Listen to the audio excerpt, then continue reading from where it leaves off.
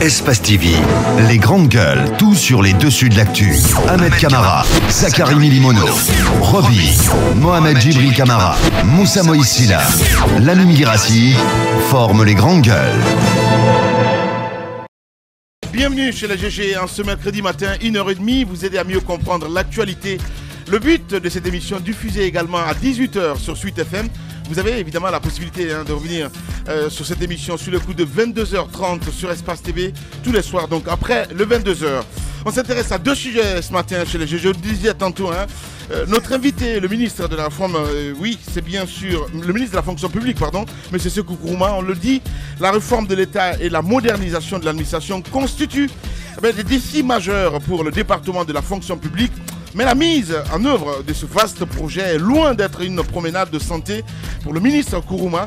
Un ministre qui se trouve de plus en plus confronté à un autre casse-tête, celui de recrutement des fonctionnaires. Il est vrai peu épargné par les polémiques de toutes parts.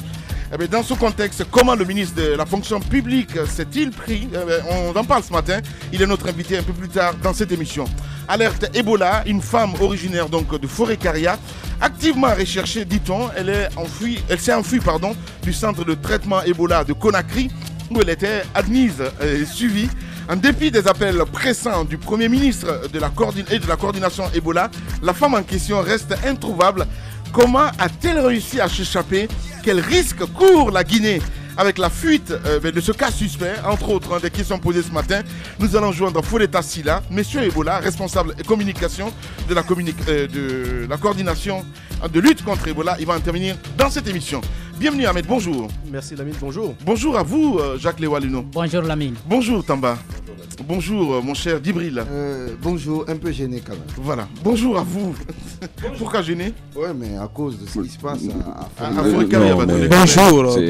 Bonjour Lamine. Bien, allez, on s'intéresse à l'actualité, on va pas passer. Mosaïque Guinée sanctionnée par la RAC, Ahmed Camara. Oui, un journaliste suspendu pour atteinte à la pudeur. Écoutez, Abaka Diallo a fait preuve d'irresponsabilité. C'est tout. Voilà, parce qu'il est responsable de ce site. Ouais. Il faut se dire la vérité. vérité. Il est le directeur de publication. Voilà, c'est pas le fondateur même. Voilà, c'est pas parce qu'il est dans ce studio. Oui. Il faut qu'on lui dise la vérité. Il a fait preuve d'irresponsabilité parce que c'est pas normal de publier la photo d'une personne comme ça sur un site internet. Et on a vu la photo également circuler sur les réseaux sociaux. Mais moi, il y a l'ampleur également de cette décision de la RAC. Moi, je trouve que les 90 jours, c'est vraiment trop. Et ça nous amène à quoi exactement? Ça nous amène à parler de cette question. Quand même, hein? Oui, ça nous amène à parler de cette question d'homosexualité. Effectivement. Quelle est la position de la Guinée? Pas mal de chefs d'État se sont. Voilà, on donne l'homme dessus. Oui, mais il y a un moment, il faut qu'on s'explique. Je suis d'accord avec toi. C'est quoi exactement? Ça fait pas partie de nos tests de loi. Il faut que le législateur non seulement s'exprime là-dessus, il faut que le président donne sa position. On a vu Macky Sall, il a pas passé. Il est du tout pas passé à côté devant le président américain. Il l'a dit, la question d'homosexualité dans son pays, ça ne peut pas marcher compte tenu, bien évidemment, de la culture qui existe dans son pays. On a vu le président zimbabwéen, même si ce n'est pas un véritable modèle, pas mal de chefs d'État se sont déjà exprimés. Il est grand temps que la Guinée donne sa position vis-à-vis de cette action. Et je voudrais dire qu'en pareille circonstance, nous devons exprimer notre solidarité au site Mosaïque Guinée. Du fait de la conférence. Non, j'ai fini, Ahmed. Il faut signaler le dérapage. Faut pas que tu frétilles d'impatience à l'idée de me faire des crocs en jambes. Je pense que nous devons avoir cette vision de soutenir en pareille circonstance le site Mosaïque Guinée par souci de confraternité. Mais cette solidarité, Lamine, ne doit pas nous empêcher d'être lucides.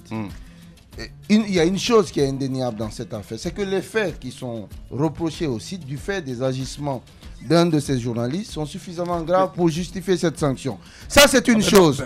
C'est une chose. Abaka souffre d'entendre. Mais quand il parle d'agissement. Non. Surtout pas toi aujourd'hui, quand même. Mais il y a une chose. Ce site a eu la grandeur d'esprit, la hauteur d'esprit de faire son mea culpa, de présenter ses excuses. C'est la course au scoop.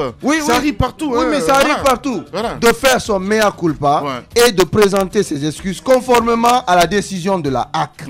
Maintenant, la décision prise par la HAC est une chose. Mais ce site a quand même eu le mérite d'ouvrir une brèche dans laquelle, je crois, les parlementaires, le législateur doivent pouvoir s'engouffrer. C'est la question de l'homosexualité. À ce site, il faut quand même lui reconnaître ce mérite. C'est une question taboue sur laquelle nos textes de loi sont plus ou moins flous. Il va falloir que le législateur s'exprime, se prononce clairement sur cette question de l'homosexualité. Et je pense qu'on dira quand même que le mérite reviendra à Mosaïque Guinée d'avoir ouvert la brèche pour poser le débat sur la place publique en ce qui concerne l'homosexualité. Allez-y. Je veux dire que il faut arrêter de penser que le site a eu un quelconque mérite dans cette situation. Je vais vous le dire très simplement. Écoutez, ce mea culpa qui a été fait, le site ne l'a pas fait délibérément. Ça a été une injonction quand même de la HAC. C'était une obligation pour le site de se plier à cela. C'est une première chose. Mais ensuite, revenons quand même à cette histoire de débat. L'article 107 de la loi L002 prévoit justement que le responsable, l'éditeur principal d'un site d'un organe de presse tel que Mosaïque Guinée écope d'une certaine peine. C'est ce qu'on n'a pas compris de aussi. 500 000 à 2 millions. Bakar devrait payer une amende. Je trouve même que la HAC a été assez généreuse assez compréhensive vis-à-vis du site de Aboubacar Diallo. Il faut le dire. Mais il y a quand même quelque chose. Et moi, je salue la HAC pour ce qu'elle a fait. Je pense que atteinte à la pudeur publique, dans le cadre, atteinte à la pudeur, dans le cadre des médias, dans le cadre de la profession, la HAC a fait son travail. Mais lorsque Djibril dit que la loi est assez floue sur la question de l'homosexualité, je ne suis pas d'accord. Un premier aspect a été fait. Maintenant, la pudeur publique a été atteinte de l'autre côté parce que ce sont quand même deux homosexuels que l'on a rencontrés. Pas chez eux. Dans la rue, il faut le dire comme ça. Qu'est-ce que le code pénal va faire? Mais écoutez, je ne suis pas juriste, mais Mohamed Mara, que nous connaissons, qui est Mohamed Mara, que nous connaissons ce studio, a fait un article assez intéressant là-dessus, où il relève un certain nombre d'articles où la loi prend en compte la question de l'homosexualité. Merci beaucoup, Tam. Allez-y, Jacques. Oui, ce que je voudrais seulement relever, le mérite dont parle Djibril et que je comprends, c'est bien entendu d'oser en parler pour une première fois. Parce que tout le monde connaît quand même qu'à Conakry, il y a des homosexuels, il y a des personnes qui se livrent à cette pratique, mais jusqu'à présent, on n'avait pas osé en parler dans les médias. Donc, la façon dont l'information a été traitée reste à discuter. Et de ce point de vue, je crois le journaliste qui écope d'une sanction de 3 mois devrait tirer les leçons, parce que mettre des images de cette nature sur la toile, je pense que ça va à l'encontre de nos valeurs. C'est-à-dire, tout comme nous dénonçons la vidéo qui fait débat encore dans ce pays, je parle bien sûr de la vidéo de la jeune fille qui aurait subi, n'est-ce pas, un viol, on peut aussi dénoncer cette photo, parce que l'intimité, ce n'est pas que chez la femme, aussi chez l'homme, il faut la préserver. Voilà, allez, nous allons continuer à Cheikh Ahmed avec cette autre information. On va s'intéresser un peu plus tard à la police nationale, Ahmed Kamara. Oui, c'est clair que nous sommes en train de chercher à comprendre un certain nombre de faits au niveau de la police, parce qu'il faut signaler que 4015 agents avaient été recrutés un certain temps au niveau donc de la police. Et justement, le ministre de la fonction publique sera dans ce studio.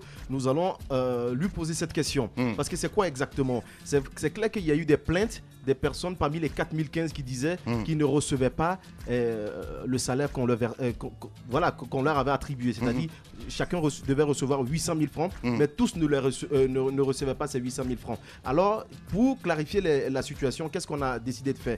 On a confié le paiement, je crois, à la fonction publique et à la présence physique. Mais dès qu'on a parlé de présence physique, là en ce moment, tout le monde ne prenait pas les 4000. Alors l'argent, tous les 4000 ne prenaient pas le salaire. Alors l'argent, le surplus, c'est-à-dire ceux qui prenaient et ceux qui ne prenaient pas, finalement, le reliquat qui restait, où ce reliquat partait, nous c'est ce qui nous intéresse. Le ministre de la fonction publique sera dans ce studio. Bien évidemment, puisqu'il est le ministre, on s'est dit qu'il est forcément intéressé. Il s'est forcément intéressé à ce sujet. Les agents qui sont allés payer, sûrement, il a eu un entretien avec ses agents. Le reliquat, qu'est-ce qu'on en fait? Est-ce que les 4015 policiers recrutés se sont présentés pour le paiement? Il va nous en parler un peu plus. Et l'autre penchant, c'est également la question des élections. Les agents ont été envoyés sur le terrain. Des primes en temps normal devraient être versées à ces agents chaque jour. Et selon les informations que nous recevons déjà avec les agents qui étaient sur le terrain, pratiquement, ils n'ont même pas reçu la moitié de ce qu'on devait leur verser. Ce n'est pas normal. Nous tentons donc de clarifier toute cette situation et dans les jours à venir, je pense que, bien évidemment, si certains ont reçu, nous allons en parler. Si d'autres n'ont pas reçu la totalité de leur somme, nous allons également en parler. Donc, pour l'instant, nous n'accusons personne. Nous allons mener nos enquêtes. Le ministère sera là dans quelques minutes, évidemment, Ahmed Kamara. Au bout de notre enquête, si le ministère a joué son rôle, on le dira. S'ils n'ont pas joué leur rôle, on le dira également. Voilà, Abakar Diallo, vous nous apprenez une fourniture de tenues pour élèves, policiers. Un marché qui fait grincer des dents, Abakar Diallo. Et justement, Ahmed fait bien d'ouvrir donc le débat sur la police. Donc, on s'intéresse à ce marché d'une enveloppe d'environ. Là, les chiffres varient. On parle de 9 milliards, on parle de 12 milliards. Alors, c'est un marché qui fait grincer les dents pour la simple raison que au moins des entreprises soumissionnaires à ce marché, elles étaient 19 au départ, 2 donc sont mécontentes et l'ont fait savoir à l'autorité de régulation des marchés publics. Donc, ces entreprises ont saisi cette instance qui donc régule la passation des marchés publics. Il faut rappeler d'un mot qu'il y a beaucoup d'institutions maintenant avec le nouveau code des marchés publics. Il y a l'autorité, il y a l'AGCP, l'agence de contrôle et de passation des marchés publics. Il y a la direction nationale des marchés publics. Il y a aussi cette autre institution, l'ARMP.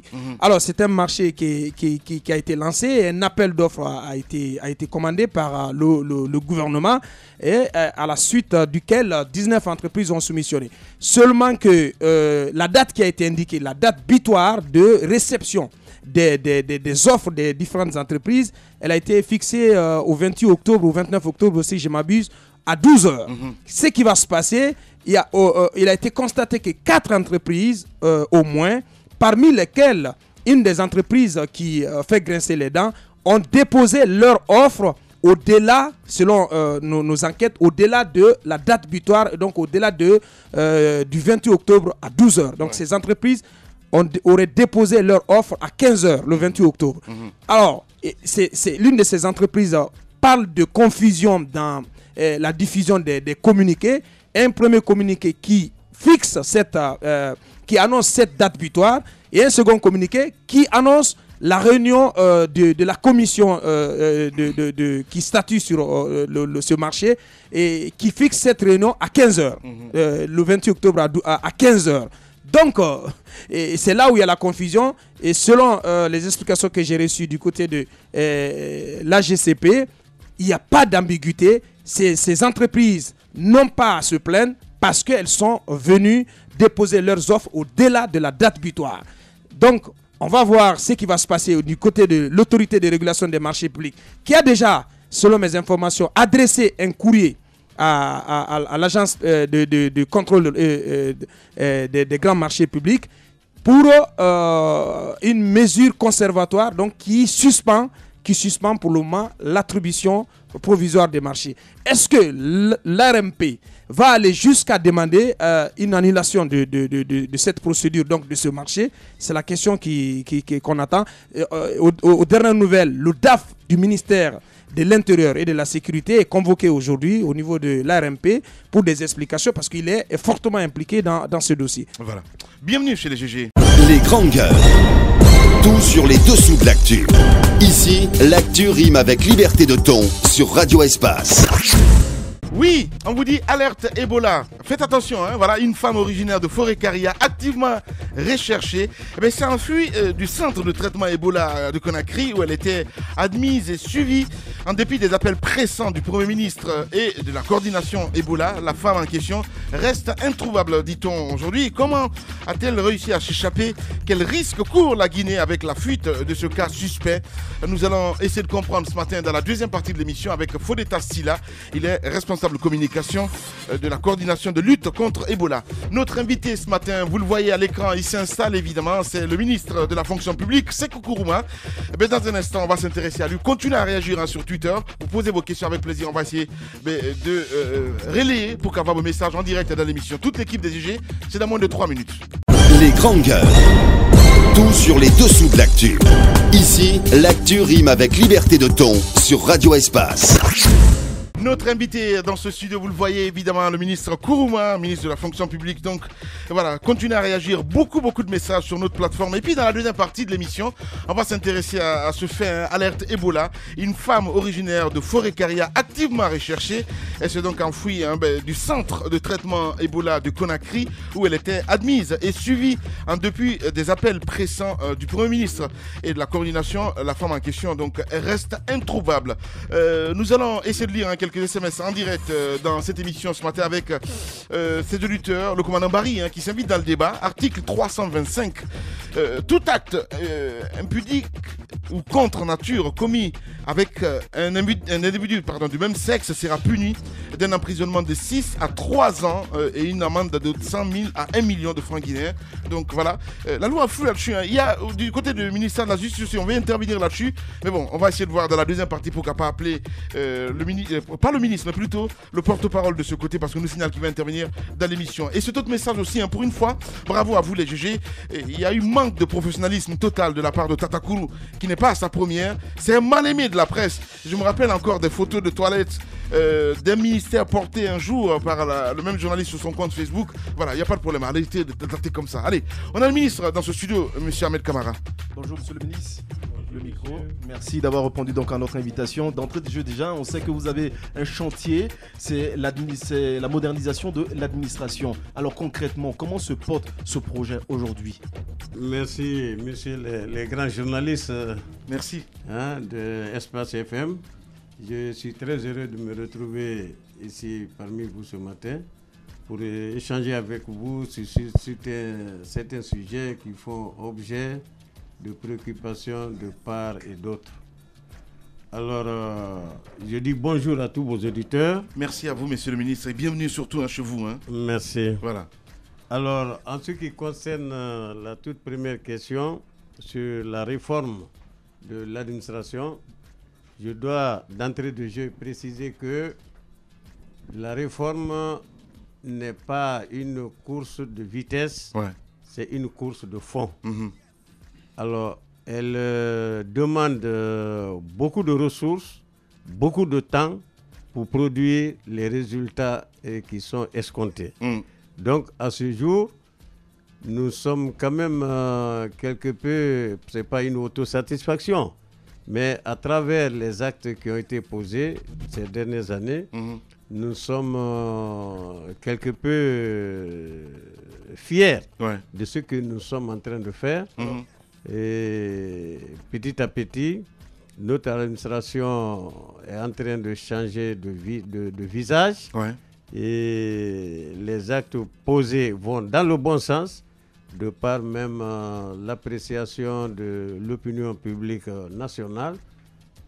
Alors donc, nous sommes quelque peu réconfortés, n'est-ce pas, des initiatives prises. Voilà, alors, monsieur le ministre, on va vous laisser écouter cet élément de reportage de la rédaction d'Espace. Servir cette nation, être compte de la fonction publique comme les autres. Opération de charme, intérêt politique. Comment dissocier les deux quand rien n'est fait surtout? Les jeunes Guinéens qui ont postulé pour le recrutement à la fonction publique au compte des départements de la santé, de l'environnement, de l'éducation et de la sécurité sont aujourd'hui sans repère. La boussole qui les dirigeait s'est écrasée en pleine brousse dans une campagne obscure. Aucune information venant du département de la fonction publique ne rassure. Depuis le 24 8e mois 2015, j'ai déposé les dossiers à Ratoman pour l'option philosophie, mais jusqu'à présent rien. Dans ce pays-là, c'est comme ça, il faut aussi passer par des relations certainement ou bien corrompre certains pour être retenu. Donc jusqu'à présent, on attend.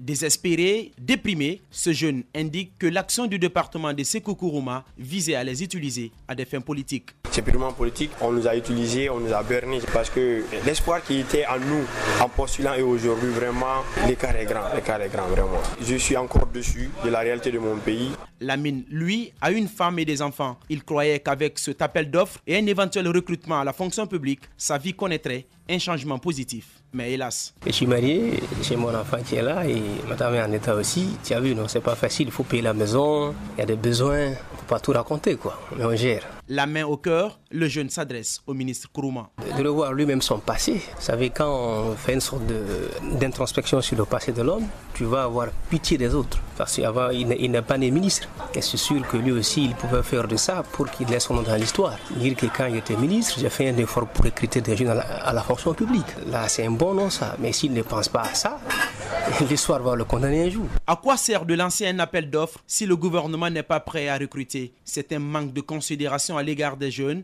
conclut un autre postulant très en colère. Ce n'est pas le niveau qui manque, mais on ne sait pas pourquoi. Les grandes gueules. Réaction à chaud, monsieur le ministre. Vous avez écouté cet élément de reportage? Oui, merci monsieur Guirassi. Je crois que ces messages des jeunes me donnent un pincement de cœur. Ouais. Alors, je note ici un manque total d'informations de la part, n'est-ce pas, des jeunes concernés. En fait, ce que je voudrais dire, c'est que nous sommes... j'appartiens à un gouvernement responsable. Nous sommes un peu à l'image de notre chef, le président Alpha Condé. Quand il dit, il le fait. Akafo, akake. Abafo, adake. Nous aussi, nous sommes à son image. Lorsque nous disons, nous promettons, nous le faisons. Et à ce titre, à travers le ministère de la fonction publique, le gouvernement a décidé d'organiser cette année une série de concours de recrutement, parmi lesquels vous avez le concours d'accès à la santé et ensuite le concours d'accès à la fonction publique pour le compte de l'éducation, pour le compte de l'environnement, pour le compte de la sécurité. Et également, il y avait les examens professionnels de l'éducation qui devraient avoir lieu. Alors, je crois savoir qu'à date, nous avons organisé, il y a juste 3 mois, les examens professionnels de l'éducation. Alors, ces examens professionnels, les corrections à ce jour sont en train d'être finalisées et les résultats vont être publiés, n'est-ce pas, avant la fin de l'année, quand on sait que, d'habitude, dans un passé récent, quand il y a les examens professionnels, il fallait attendre 2 ans, 3 ans pour avoir les résultats. Alors, nous, en quelques mois, on va produire les résultats. Monsieur le ministre, mais ces jeunes qui sont en colère, justement, j'en viens. On ne va pas dire qu'ils n'ont pas la bonne information. Ils n'ont pas la bonne information. C'est bien de dire à Kafou, à Kake, mais à un moment, il faut une réponse quand même. Voilà, ils n'ont pas la bonne information. Parce qu'au compte de la santé, dans le cadre du renforcement du système sanitaire national, le gouvernement a promis l'organisation d'un concours de recrutement de 2000 agents pour le compte de la santé. Je crois savoir que ce concours a eu lieu. Il y a eu 17 000 candidats et nous avons identifié, découvert plus de 2000 faux diplômes.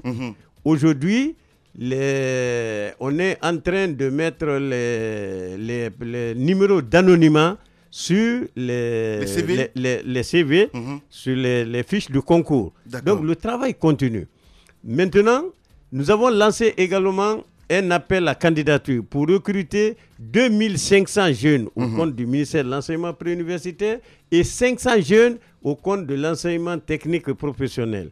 Et les jeunes ont déposé les dossiers à peine il y a 2 mois. Alors, nous n'allons pas nous précipiter. Nous sommes en train de vérifier les diplômes de ces jeunes qui ont déposé. Nous avons fini par classer les diplômes par université. Vous savez que c'est aujourd'hui plus d'une 50aine d'universités avec les écoles professionnelles. Alors, mais avec quelle garantie justement? Parce qu'à écouter ces jeunes-là, vous avez dit tout à l'heure, vous les comprenez, il y a l'autre même qui allait dire, oui, quand le ministre regarde un petit peu dans son passé, un jour il n'est pas né ministre. Je veux dire, là, il y a la frustration parce qu'on ne peut pas comprendre. Ils sont mal informés. Alors donnez-nous la bonne information, monsieur le ministre. La procédure est en cours. Les dossiers qui ont été déposés sont en train d'être traités. D'accord. Les diplômes sont en train d'être vérifiés au niveau des universités qui ont délivré ces diplômes.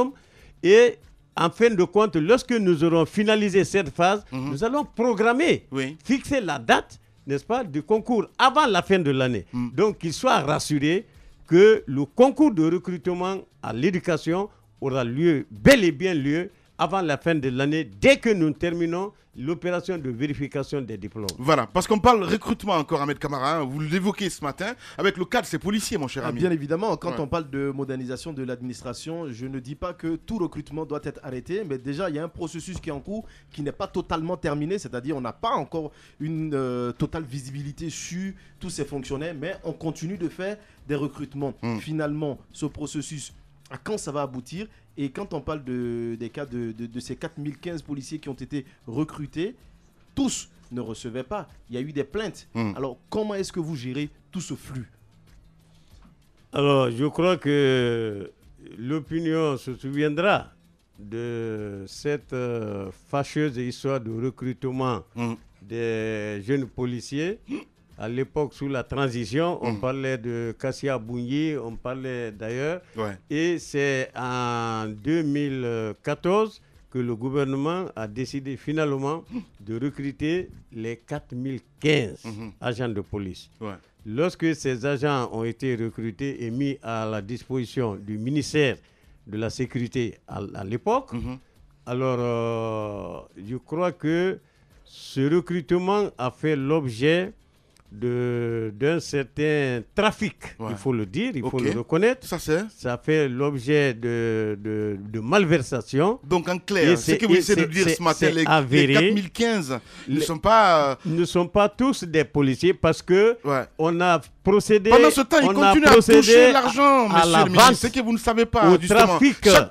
Chacun de ces recrutés-là touche 800 000 francs guinéens. Je vous dis, nous sommes en train d'assainir complètement ce dossier parce que le dossier a été transmis à un moment donné à la gendarmerie nationale. La gendarmerie nationale a eu à écouter un nombre important d'officiers supérieurs de police pour situer les responsabilités dans la malversation, n'est-ce pas, dans la gestion de ce dossier. Et nous-mêmes, au compte de la fonction publique. Alors, cette question simple, monsieur le ministre. Vous savez déjà qu'il y a un problème avec ces 4015 recrutés. Alors, comment ça se fait qu'ils continuent toujours à percevoir de l'argent? Justement, parce que nous étions en train d'assainir la situation. Mais ça continue. Non, s'il vous plaît. C'est un processus. Non.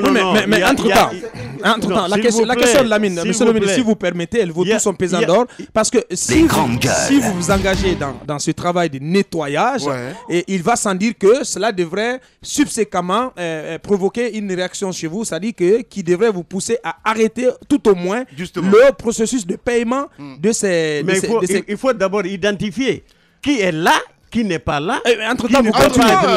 C'est ce que nous avons, c'est ce que nous venons de... Non, on ne peut pas, non, s'il vous plaît. Les grandes gueules. Allez, Djibril. Non, moi, je ne suis pas au ministère de l'Intérieur pour savoir les 4015 qui est qui. Non, soyons objectifs. Allez-y, Je reconnais qu'il y a eu de la malversation au niveau du ministère de l'Intérieur. Et les responsabilités sont maintenant situées et les sanctions vont tomber. Bien. Le ministre Sékou Kourouma, donc ce matin, notre invité chez le GG. Voilà, moi j'ai envie de poser cette question parce que vous avez pris l'exemple tout à l'heure sur le chef de l'État, le président Condé. Vous avez dit, oui, Akafouakake. Quand il est venu au pouvoir, il avait gelé pas mal de marchés. On parle, en fait, la question posée, c'est dans ce sens-là, justement. Parce que je ne peux pas comprendre que vous reconnaissez ce matin qu'il y a 4015 recrutés quand même, qu'il y a des soucis dans ce sens-là, mais en même temps, qui continuent à percevoir de l'argent. Je ne sais pas, est-ce qu'il y a vous ne pouvez pas prendre de mesures fortes dans ce sens, à dire on va geler le salaire de ces gens-là en attendant de voir plus clair. Je vous apprends que il y a juste quelques jours, nous avons reçu le rapport officiel de la gendarmerie. Ok. Nous avons des grandes oreilles ici. Et voilà, nous venons de recevoir le rapport de la gendarmerie et nous avons pris des dispositions pour bloquer les salaires des personnes concernées. Nous avons déjà près de 99 inspecteurs de police et agents qui sont concernés et dont les salaires, n'est-ce pas, sont bloqués ce mois-là. Bien. Il y a encore 12 sur autres. Sur le cas des diplômes, des faux diplômes, j'aimerais pas qu'on passe dessus parce que vous avez détecté, vous-même vous l'avez dit, près de 2000 faux diplômes au concours, au compte de la médecine, du ministère de la Santé. Alors, qu'est-ce qui va suivre? Est-ce que vous avez déjà remis ces diplômes, ces faux diplômes au ministère concerné, au ministère de l'Enseignement supérieur? Quelle sanction va suivre, monsieur le ministre? C'est une très bonne question. Effectivement, lorsque nous avons, disons, assaini les dossiers de candidature des gens de la santé, alors ces 2000 et quelques faux diplômes ont fait l'objet de transmission pour les traduire à la justice. Ils répondront devant la justice. C'est aussi simple que ça. Allez-y, Tamba. Ça ne restera pas impuni. Allez-y, Tamba. Ces éléments de la gendarmerie dont parlait tout à l'heure monsieur le ministre, oui, on va geler leur salaire, en tout cas pour ce mois-ci, mais encore, il faudra qu'ils remboursent l'argent qu'ils ont perçu indûment. C'est clair. Je suis d'accord avec vous. Vous savez, quand il y a une situation de ce genre, il y a l'aspect pénal et l'aspect disciplinaire. Nous nous occupons de l'aspect disciplinaire. Et ensuite, la justice fera son travail parce qu'il y a des montants importants qui ont été compromis et il va falloir les rembourser à l'État. D'accord. Non, je ne peux pas vous le dire maintenant. Ce n'est pas une aventure. Je ne veux pas m'aventurer dans ça. Voilà. Ainsi, je peux poser ma question. Vous parliez tantôt d'une procédure assez longue. Et vous disiez que vous n'étiez pas pressé. Mais est-ce que vous n'estimez pas que ces retards, justement, peuvent entretenir la fraude autour de ces concours-là? Il faut d'abord prendre du temps pour vérifier l'authenticité des diplômes. Ensuite, l'examen a lieu. Et ça va encore prendre combien de temps? Est-ce que tout cela n'ouvre pas une brèche à la fraude pendant qu'on continue à parler, par exemple, pour le cas du concours pour la santé, on parle de 10 millions par candidat, lorsque vous versez cet argent et ensuite on vous autorise. Est-ce que vous n'estimez pas que tout ça entretient la fraude? Non, ne faites pas de la surenchère. Donnez-moi la preuve. C'est facile d'accuser, de dire qu'on paye 10 millions pour faire ceci. C'est de la surenchère. C'est clair. Alors, ce qui est clair, c'est que... Monsieur le ministre, si vous permettez. En fait, vous comprendrez que ça, c'est une preuve matérielle difficile à obtenir. Mais le problème avec ça, c'est que la population perd confiance vis-à-vis de ce département-là. Et c'est ça aussi le problème qui existe entre l'État et la population. Quel département? De santé? Non, mais je parle du ministère de la fonction publique. Okay. C'est peut-être votre perception que je respecte. Sinon, avec le concours de la santé, l'opinion publique nationale a bien apprécié la mesure de vérification des diplômes. Bien. Et avec l'éducation, nous n'allons pas faire une course de fond, de vitesse, pour bâcler, n'est-ce pas, le travail. On ne peut plus faire comme par le passé. Nous voulons qualifier notre administration. Nous voulons mettre en place le système de mérite pour promouvoir les compétences. Alors, il ne faut pas laisser la place à la médiocrité pour dire que non, il faut aller vite pour donner quel résultat. Bien. Alors, nous voulons aller sur des bases bien saines, sur des bases bien claires, et on ne se presse pas, que les candidats se rassurent que le concours aura lieu, mais sous réserve que nous allons assainir les dossiers. Bien. Allez-y, Jacques. Monsieur le ministre, moi, je voudrais vous ramener sur une partie de la question d'Ahmed Kamara tout à l'heure. C'est sur la gestion des effectifs. Aujourd'hui, vous dites que vous allez organiser un concours pour la police, alors que vous avez d'abord des problèmes à gérer.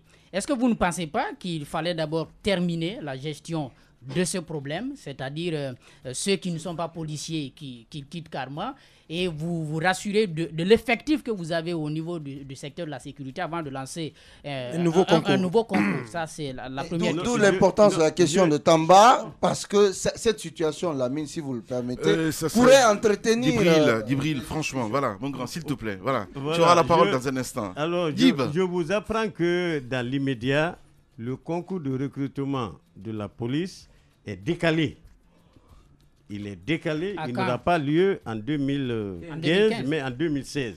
Mais il faut retenir que nous avons également hérité du dossier lourd des agents détenteurs d'arrêtés d'engagement, mais non pris en charge. Et de 2005 jusqu'en 2010, ils sont au nombre de 7500 et quelques. Ces jeunes qui ont tous des arrêtés, vrais ou faux, qui ont à un moment donné manifesté bruyamment dans la rue leur droit d'entrer à la fonction publique. Ce dossier aussi a fait l'objet d'un examen critique par le gouvernement.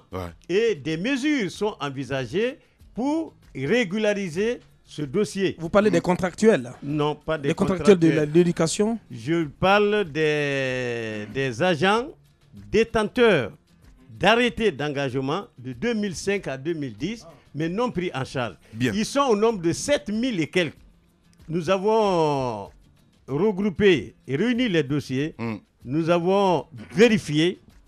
Il s'est trouvé 2500 agents dans le groupe qui ont des faux arrêtés. On les a mis de côté. Il reste 5565 agents qui sont détenteurs, n'est-ce pas, d'arrêtés, de vrais arrêtés d'engagement.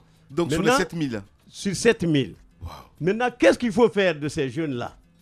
Faut-il les laisser dans la rue? L'administration, c'est une continuité. Les grandes gueules. Le professeur Alpha Condé a hérité de cette situation. Et puis, c'est une question de justice. C'est aussi des Guinéens. Le gouvernement a décidé de prendre en charge ce dossier. Et aujourd'hui, le principe est acquis que ces dossiers doivent être régularisés sous réserve de certaines conditions. Premièrement, on va vérifier les diplômes de ces 5565 agents pour connaître réellement à quel niveau ils ont, comment ils ont accédé à la fonction publique. Deuxièmement, le gouvernement a décidé de leur faire subir un test d'évaluation des connaissances et d'orientation. Parce qu'il s'agit de les orienter prioritairement dans des départements qui sont demandeurs. Il y a des départements qui sont en sureffectif aujourd'hui. Ils n'en ont pas besoin. Et les départements demandeurs, il s'agit de l'éducation, il s'agit de la santé, il s'agit de la police, il s'agit de l'environnement. Donc, ces 5565 jeunes engagés, non pris en charge, feront l'objet, n'est-ce pas, d'une répartition entre ces 4 ministères pour être pris en charge. Voilà, le ministre, donc, Sékou Kourouma, l'invité ce matin chez les GG d'Ibril. À vous écouter, monsieur le ministre, on a l'impression que les réformes de l'administration patinent. Parce que Lamine a parlé tantôt du cas des policiers, dont certains continuent de percevoir indûment des salaires. Et on a aussi parlé du cas de ces jeunes. On a l'impression que ces réformes manquent d'anticipation. Qu'est-ce que vous avez fait jusque-là? Quelles sont les actions que vous avez engagées pour éviter qu'à l'avenir, les mêmes scénarios ne se reproduisent? C'est ma première question. La deuxième, c'est celle sur l'ENA, un dossier sur lequel vous êtes très attendu. C'est important, c'est l'un des volets très importants de la réforme de l'administration, c'est l'ENA. Où en est-on par rapport à ce dossier? Bien, merci. D'abord, je ne suis pas d'accord avec vous quand vous dites que les réformes patinent. Il n'y a aucun patinage. Peut-être c'est votre perception aussi que je respecte. Les grandes gueules. S'il vous plaît. Et la réforme, c'est le changement. Il n'est pas facile de changer les vieilles habitudes, les mentalités. Alors, il s'agit de se donner les moyens de faire changer progressivement ces pratiques-là. Alors, nous avons fait le recensement biométrique. Ça a donné des résultats. Il faut consolider, n'est-ce pas, les résultats qui sont obtenus. Alors, on a parlé des 4015. Les 4015 ne sont pas enrôlés. Ils n'ont pas fait l'objet d'un enrôlement. Donc, ils échappent un peu à ce contrôle-là. C'est le ministère de l'Intérieur qui gère, qui connaît la position de chacun. Pour le moment, ils ne sont pas dans le fichier biométrique.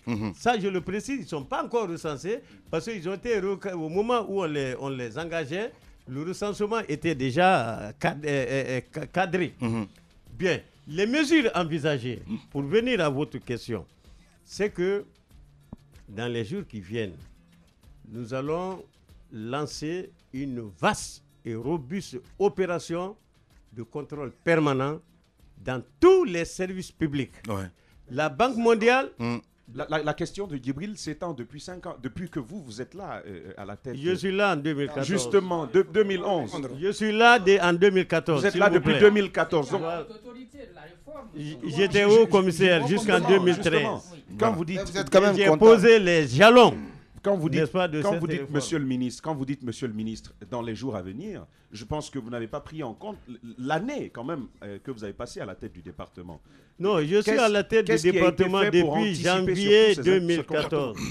Ça fait plus d'un an. Mais il y a eu par le passé. Ce que je veux dire, c'est que le contrôle permanent, il va avoir lieu dans les semaines qui viennent. Et nous avons recruté près de 700 jeunes diplômés, non à la recherche du premier emploi, et qui ont fait l'objet d'un recrutement à travers l'agence guinéenne pour la promotion de l'emploi, l'AGIP. L'AGIP nous a transmis avant-hier, la liste, n'est-ce pas, des jeunes retenus. Il s'agit maintenant de les former et de les redéployer dans les ministères, dans les régions, dans les préfectures et dans les sous-préfectures pour aller faire pendant 3 mois le pointage systématique, d'abord avec les pointeuses électroniques, deuxièmement avec l'ouverture des registres de contrôle des présences tous les jours. Tous les jours, chaque fonctionnaire... Comment ça va se passer? Pas de contrôle, c'est pas le contrôle inopiné, c'est un contrôle systématique qui se fera chaque jour. Au quotidien. Chaque jour, chaque fonctionnaire se fera pointer. D'abord de façon électronique, lorsque la pointeuse électronique est là, mais elle n'est pas encore suffisante. Mais à côté, nous avons préparé des registres de contrôle pour marquer l'arrivée à l'heure et le retour de chaque agent tous les jours pendant 3 mois. Et à la fin du mois, le rapport sera fait, les états de salaire seront faits conséquemment et ça nous permettra d'aller à la chasse contre les fictifs et de réduire surtout l'absentéisme des fonctionnaires à leur poste de travail. Voilà l'une des mesures qui nous permettront réellement d'assurer la maîtrise des effectifs, des salaires et de savoir en temps réel le positionnement de chaque fonctionnaire à travers le territoire national. Voilà, le ministre Sékou Kourouma, ministre de la fonction publique. Donc notre invité ce matin chez les GG, continuez à réagir en envoyant des SMS GG au 8037 si vous êtes abonné Orange. Sinon vous partez sur notre page Twitter. Avec plaisir, on va essayer de relayer cela. Allez, on se fait une pause de 10 minutes et on revient dans un instant avec notre invité. Politiciens véreux, fonctionnaires corrompus, promoteurs immobiliers voyous, justice passive. La Guinée devient-elle mafieuse? Les grandes gueules d'Adafo Média ne lavent pas plus blanc, mais vous permettent de défendre votre pays en vous informant. Avec les grandes gueules d'Adafo Média, dénoncez les turpitudes, nous garantissons le secret des sources. Envoyez vos documents à espacefmguinée.info, rubrique Contact. Les grandes gueules d'Adafo Média ou le socle de la liberté d'expression en Guinée.